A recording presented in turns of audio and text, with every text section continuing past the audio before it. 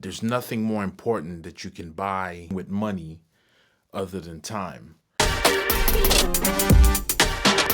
Measure your growth. Either way's the day going.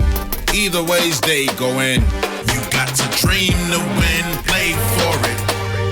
Don't give in when. Play for it. Continuously. Don't quit the dream or you pay for it. Prioritize. Play or you pay for it. Accomplish Either it. way's the day going. Play or you pay for it. Track the Either outcome. way's day going. The winning circle stay prudent.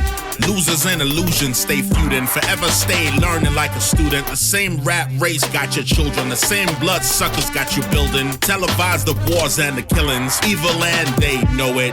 Know they gotta pay for it. Chorus.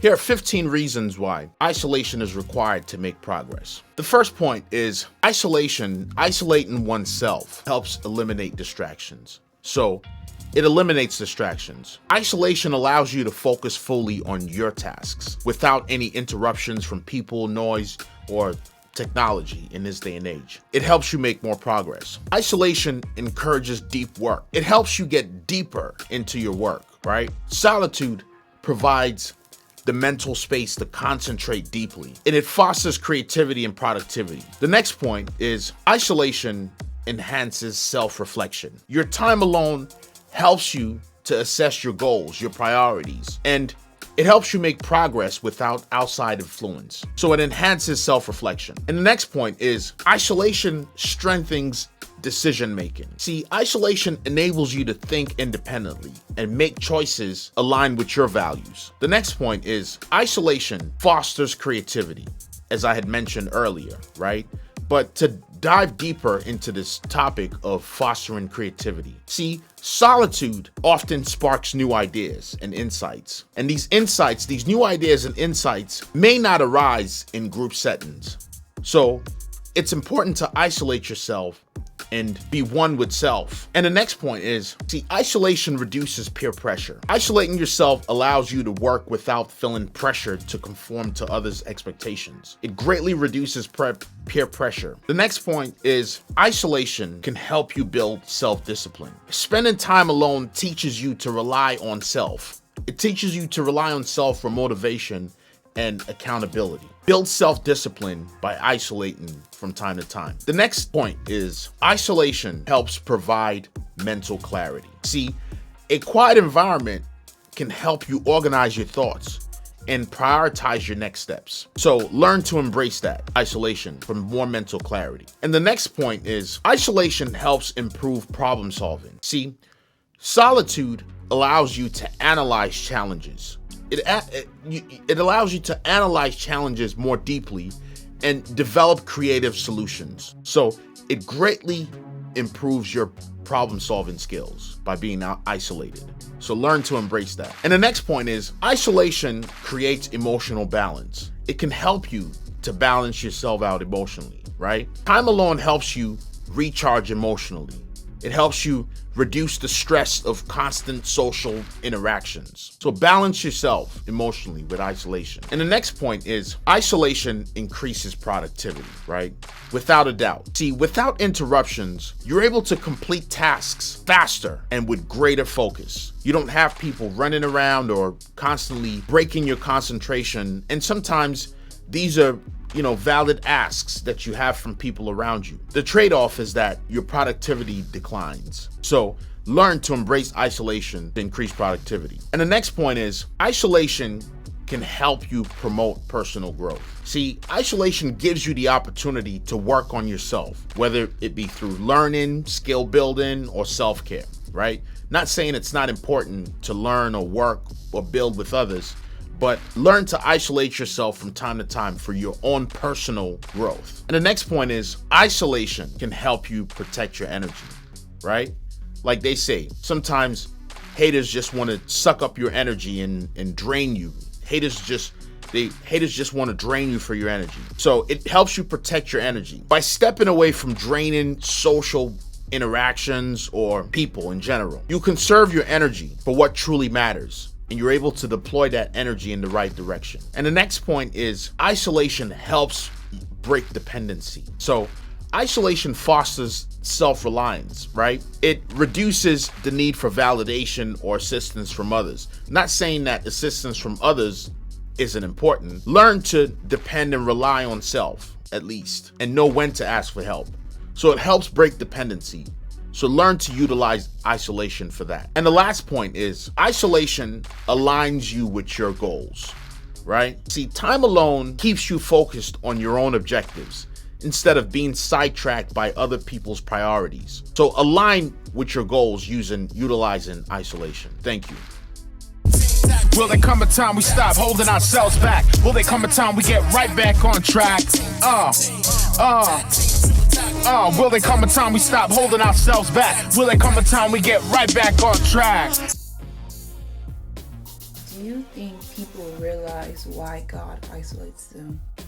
Yes, sometimes people realize why they're isolated, the need for isolation, be it spiritually or be it out of necessity for their own growth. So yes, absolutely. Isolation is required for growth because most skills and self-mastery, is achieved in isolation, except when, let's say, environmental exposure is required. So are you saying to the person that's being stripped of everything, how do they know that people and things are being removed from their life because it's time for them to grow?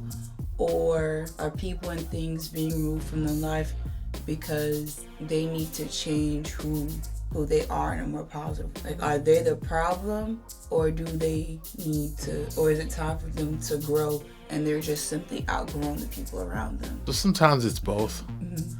Sometimes it's both. Sometimes you outgrow the people around you. Mm-hmm. Sometimes you want to self-isolate, right?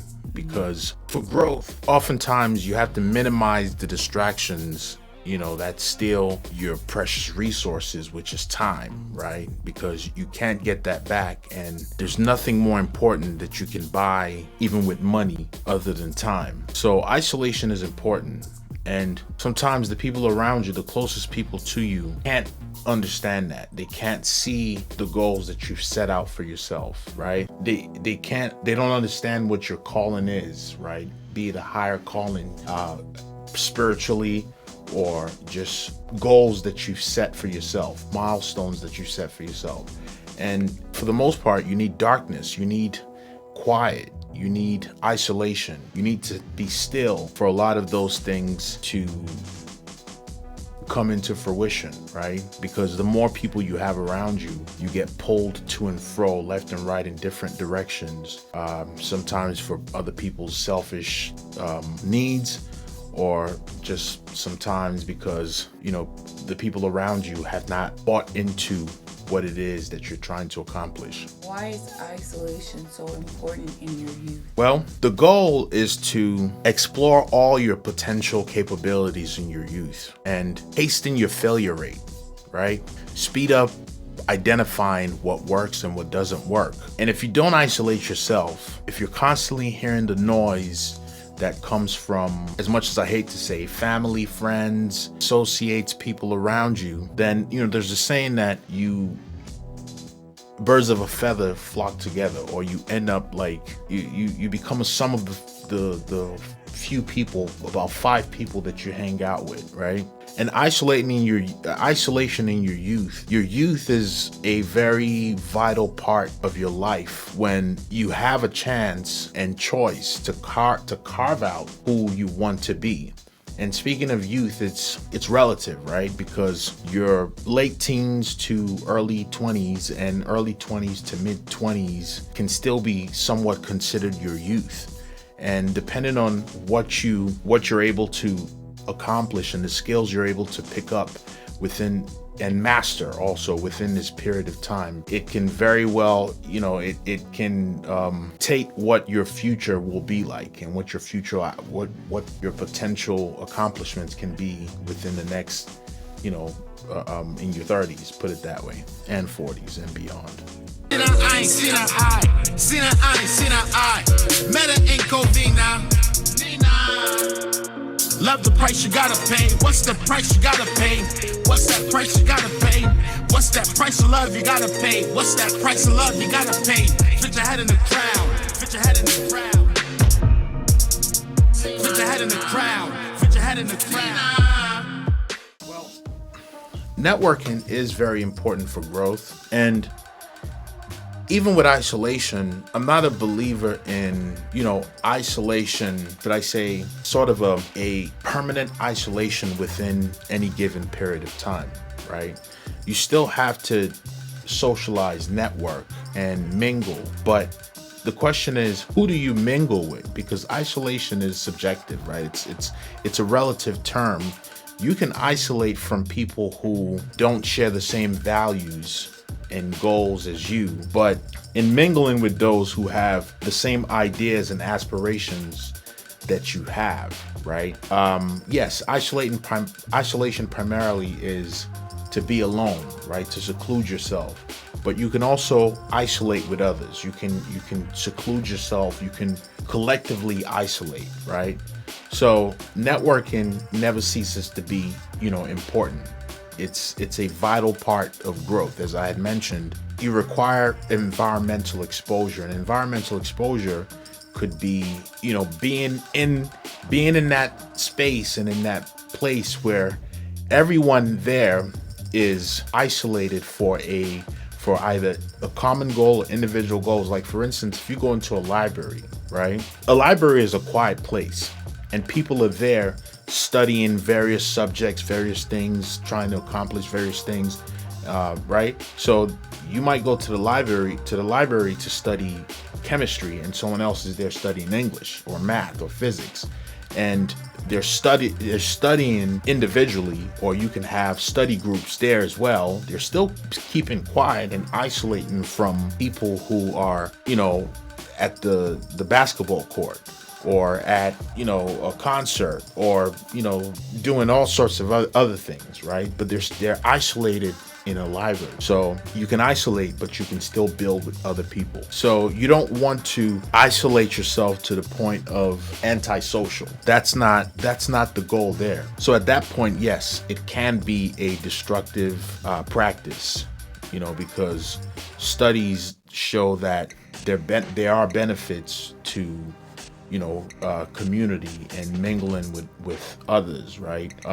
So you don't want to use anything, you don't want to be an extremist in that regard. What impact has isolation had on your mental health? What impact has isolation had on my mental health? Well, isolation definitely has helped me grow in so many ways, because I've gone through a series of down times when it was important for me to remove myself from others and focus on myself, focus on my studies. I'm a firm believer, and you need quiet to be more connected to the Most High. So removing yourself from the external influences, because whether we know it or not, on a daily basis, we're constantly being influenced by people, things, places, environments, all that by the minute, right? And it requires a very strong will to not go in whatever direction that you're being pulled in. So the best cure for that is to discipline yourself enough to remove yourself from those people, things, and environments. And so the impact it's had on my mental health is that it's helped me tune in better to who I am, right? And it's helped me reconnect with the Most High in more meaningful and deeper ways. It's helped me focus more on my goals and things that I've set out to accomplish, which when I'm not accomplishing, I feel stressed, I feel unaccomplished. So, and those things are not good for my mental health, right? To have to carry that burden and that stress of feeling unaccomplished or inadequate, or so when I'm able to isolate myself and listen to my thoughts and be able to hear my thoughts clearly without any interference, any external interference, and also listen to the creator, it helps me greatly, right? It helps me be in tune with self, with myself, my higher self. What would you say to the extrovert in their period of isolation? To the extrovert or the introvert? To the extrovert. To the extrovert in a period of isolation, I would say to utilize that period to build your inner self. So utilize those periods, utilize that period to find more about yourself. Find out more about yourself. Find out the layers. Human beings are more complex than we think, right?